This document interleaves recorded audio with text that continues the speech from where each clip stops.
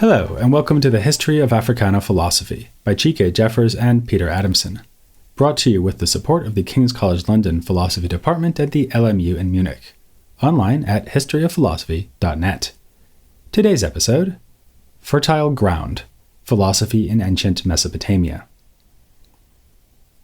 Almost as soon as the History of Philosophy podcast launched, listeners were getting in touch to say that this supposedly gapless series managed to leave an enormous gap before its very first episode. It should not have started with Thales and the other earliest pre-Socratics, who wrote in Greek and lived on the coast of Asia Minor. The history of philosophy in fact began with still more ancient civilizations, which were in part responsible for inspiring those pre-Socratics. A series on Africana philosophy provides the perfect opportunity to fill this gap as we tackle the philosophy of ancient Egypt. There's no doubt that Greek philosophers were powerfully influenced by Egyptian ideas. For proof, you need to only read Plato's dialogue Phaedrus, which talks about the invention of writing by the Egyptian god Thoth, or the retelling of the myth of Iris and Osiris by the later ancient Platonist Plutarch. But, as the Greeks knew full well, Egypt was not the only older civilization with a tradition of writing and science. Mesopotamia, meaning the region between the two rivers, namely the Tigris and Euphrates in modern-day Iraq, is often given credit for being the place where writing was invented, Plato's opinion notwithstanding. So if, while bearing in mind our archaeology-based speculations about Stone Age humans last time, we ask when the earliest recorded philosophy was written, Mesopotamia looks like a good candidate alongside Egypt. You presumably won't need to glance at a map to notice that Mesopotamia is not in Africa, but we're still going to spend a whole episode on it, not only for the sake of some long overdue gap filling, but also as context for our look at Egypt. These two ancient cultures were in contact and even competition with one another. We read of Egyptian scholars present at Mesopotamian courts, and as we will show, the two cultures produced some of the same sorts of texts. Historians generally place the beginning of writing in both cultures over 5,000 years ago in the latter half of the 4th millennium BC. Though it has been common to give the prize for innovation to Mesopotamia, or more specifically to ancient Sumer, it remains within the realm of possibility that writing in Egypt is equally old, or even older. Then too, it's not as if writing was invented only once. We know that it was born independently in China and among the Mayans of Mesoamerica. In the case at hand, although it is possible that writing in ancient Egypt is the product of Sumerian influence, the great difference between the cuneiform script invented by the Sumerians, with its patterns of wedges, and Egyptian hieroglyphs, with their pictorial character, has led some to suspect that the Egyptians may have invented writing independently. Whatever the case may be, what we can say with certainty is that our earliest examples of writing all come from the area known as the Fertile Crescent, a term that, in its broadest usage, covers both Mesopotamia and the Nile Valley in Egypt. It makes sense to look within this region for our earliest examples of the writing of philosophy. A number of different kinds of texts survive in cuneiform, produced not just in Mesopotamia but also nearby regions, such as Syria. These include myths and epics, including most famously the story of Gilgamesh, law codes, notably the Law Code of Hammurabi, works on various kinds of omens, including dreams and astrological omens, lists of words in Sumerian and Akkadian, poems of lament, and more practical texts which tell us about commerce and things like the use of measurement in these long-ago societies. It's fascinating stuff, enough so that there is a small industry of academics who devote their whole career to studying this culture. But is any of it philosophy? Well, one of those academics, Mark van de Meerup, recently published a book called Philosophy Before the Greeks, The Pursuit of Truth in Ancient Babylonia, in which he claims that we can look to Mesopotamia for the only well-documented system of philosophy before the Greeks known to us. Van de Meerup's only seems out of place to us, since, as we'll be arguing in the coming episodes, much Egyptian thought has just as good a claim to the title Philosophy Before the Greeks. But let's leave that aside and evaluate the case he makes for a distinctively Babylonian philosophy.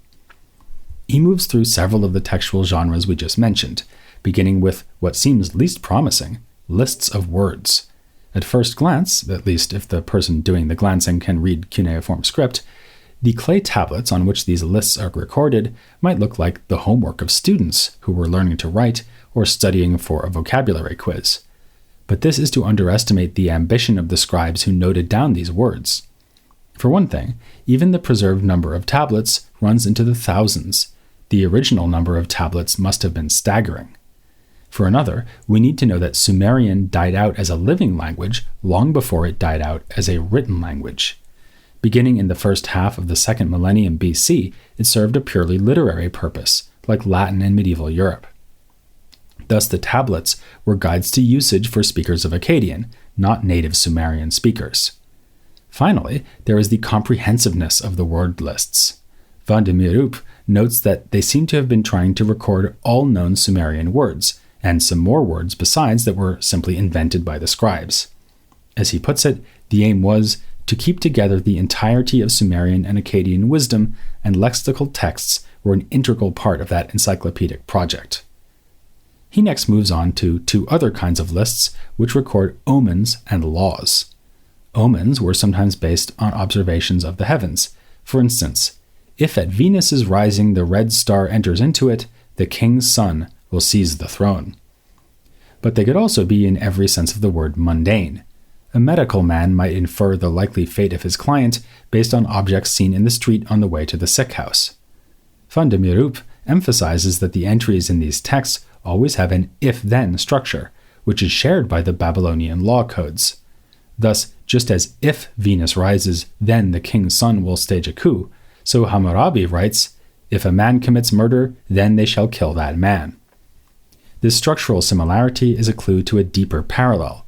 For the Babylonians, gods ruled the universe much as Hammurabi ruled over his people, and the omens they recorded were a record of that divine rule. Indeed, omens were sometimes simply called decisions, that is, decisions made by the gods. When you see the rising of a planet at a certain time, note the shape of the liver from a sacrificed sheep, or look to see which way smoke will drift, you are not witnessing the cause of a future event, but a sign given to us by the gods. We are told that the liver is the mirror of heaven, while the heavens themselves were said to be like writing that indicates the gods' will, and in fact to have first been set in order by the gods. The beginning of one of the more important astrological texts, entitled Enuma Anu Enlil, reads, when Anu, Enlil, and Ea, the great gods, by their firm counsel established the designs of heaven and earth, and also established that the creation of the day and the renewal of the month for humankind to see were in the hands of the great gods, then they saw the sun in his gate, and they made him appear regularly in the midst of heaven and earth.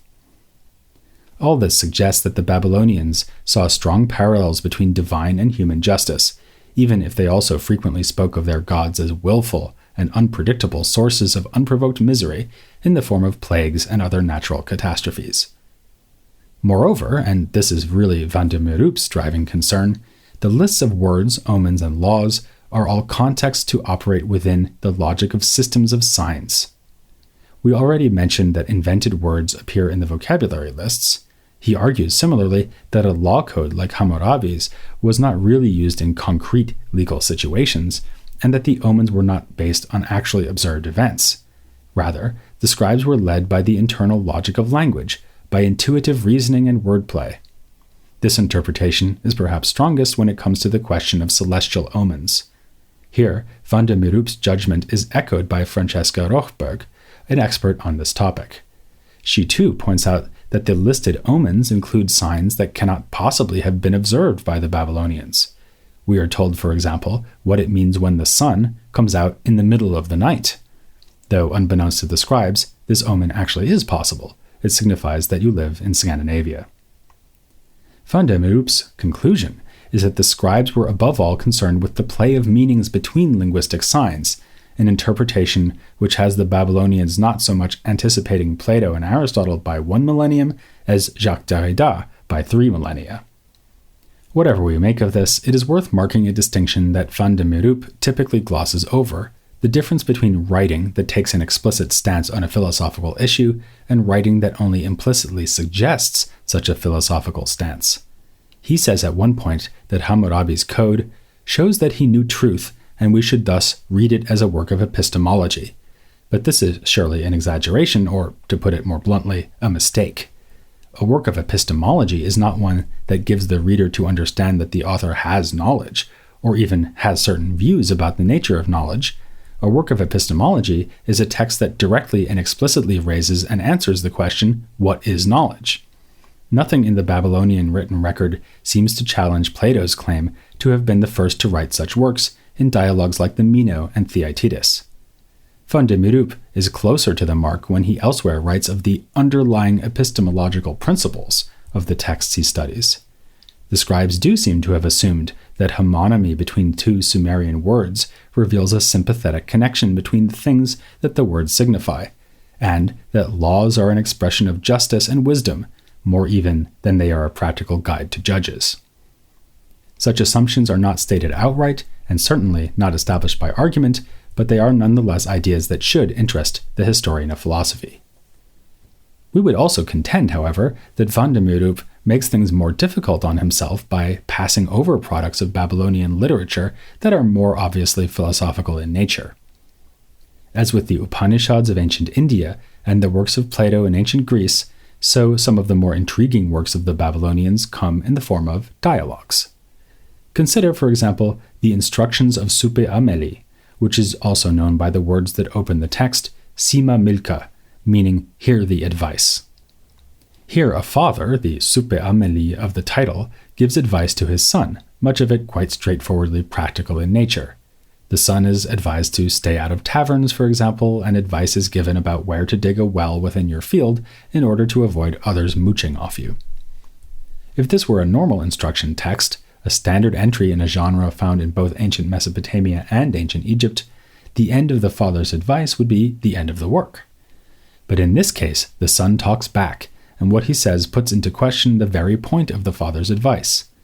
He speaks of how all his father's riches will mean little when death comes, and about how life is short while death is long. Few are the days in which we eat our bread, but many will be the days in which our teeth will be idle, he says. Few are the days in which we look at the sun, but many will be the days in which we will sit in the shadows. Where the father offers practical tips for success in life, the son points to life's ephemeral nature. The father presents us with wisdom of old vintage, especially given that some of his advice is similar to that which can be found in older works like the instructions of Shurupak. But the son contests this age-old wisdom, critically reflecting on whether it actually helps us confront the true nature of mortal existence. Supe Ameli thus seems explicitly philosophical.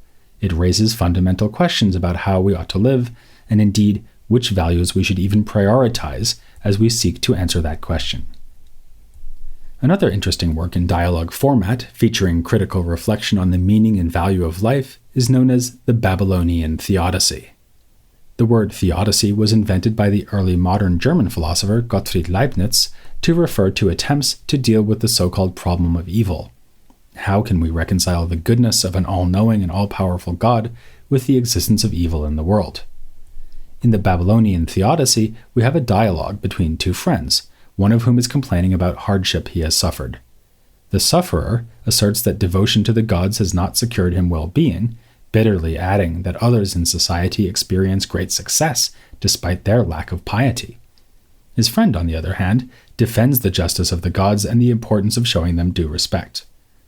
The end of the dialogue depicts a narrowing of the gap between the positions, as the friend acknowledges that it is, after all, the gods who chose to create humans with a propensity for wrongdoing. The sufferer, meanwhile, acknowledges that, at the end of the day, he has no other choice but to continue to seek the mercy of the gods. The Babylonian Theodicy is a rare case where we appear to know the name of the author of an ancient Mesopotamian text. It is written as an acrostic poem, with the initial syllables of the stanzas spelling out the following message. I, Sagil Kinam Ubib, an incantation priest, the one who worships the gods and the king. On the strength of this, Sagil Kinam Ubib can perhaps be recognized as one of the earliest philosophers who we know by name. Though that name is probably not familiar to you, the story he tells might well be. There are obvious similarities between the Babylonian Theodicy and the Book of Job, in which we also have a sufferer expressing his woes, and, in the case of Job, multiple friends responding in ways that affirm the importance of piety even in the face of great misfortune. Another work from ancient Mesopotamia, with similarities to the Book of Job, is the Poem of the Righteous Sufferer, again also known from its opening words, in this case, Lullul Bel Nempeki, or I will praise the Lord of Wisdom. Many suspect that such Mesopotamian texts influenced the Hebrew author of the Book of Job. It is only one of numerous cases where the Bible includes material that resonates with Babylonian literature. Another striking example is a flood myth, including an ark to preserve animals from extinction in the Epic of Gilgamesh. Speaking of which, we would be remiss if we failed to say something about this epic, by far the most famous work to survive from Babylonian culture. It is said to have been written by a scribe and priest by the name of Sin-Leqi-Unni.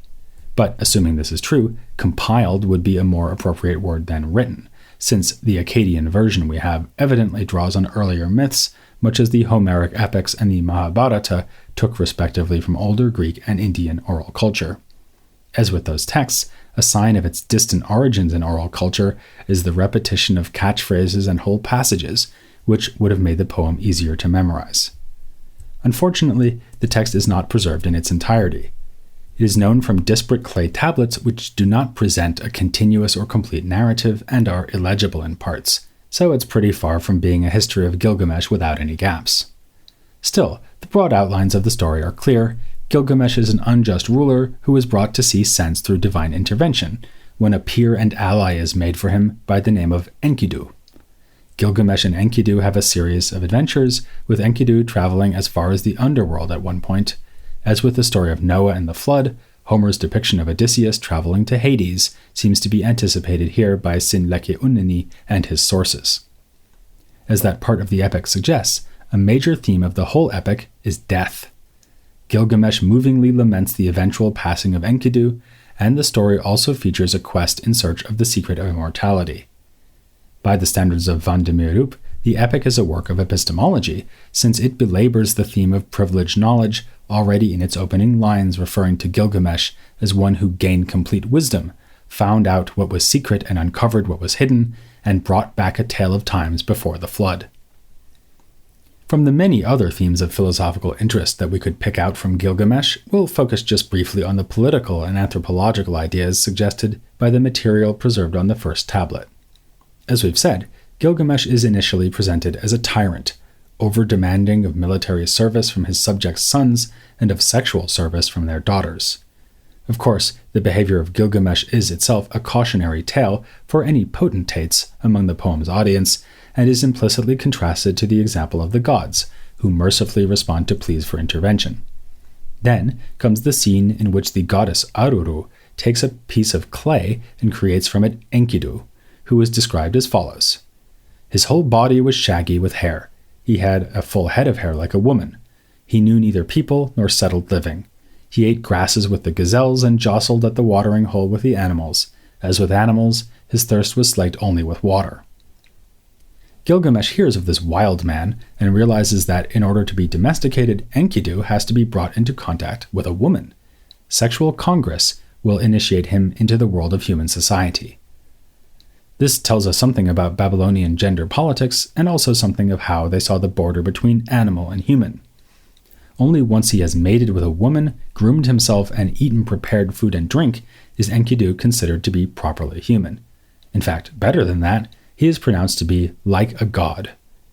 This first tablet ends on a familiar Babylonian note, citing Gilgamesh's prophetic dreams, which, along with tales of Gilgamesh's physical prowess, persuade Enkidu to become a much-needed friend and advisor instead of challenging the king in combat. In all, then, socialization and human intercourse, sexual and otherwise, are a dominant motif in this early part of the poem. One might hesitate to call the Epic of Gilgamesh a work of political philosophy, but it does seem to anticipate Aristotle's famous remark that the human is a political animal. Human nature is compatible with living like a wild beast, but fully realized only within the fold of human society. Ultimately, humans are the animals capable of receiving wisdom from the gods and of exercising just political rule in collaboration with their peers. This brief overview of Babylonian literature and its potential philosophical payoff has hopefully prepared us as we continue on our own epic journey. Next time, we return to Africa for a look at the contemporary literature produced by the ancient Egyptians. Be prepared for resonances with some of the themes we have just been discussing, not least the idea of human and cosmic justice. Be prepared too for the very real risk of pharaoh-related puns, whether they make you smile or just tut with disapproval. That's all here on the next installment of The History of Africana Philosophy.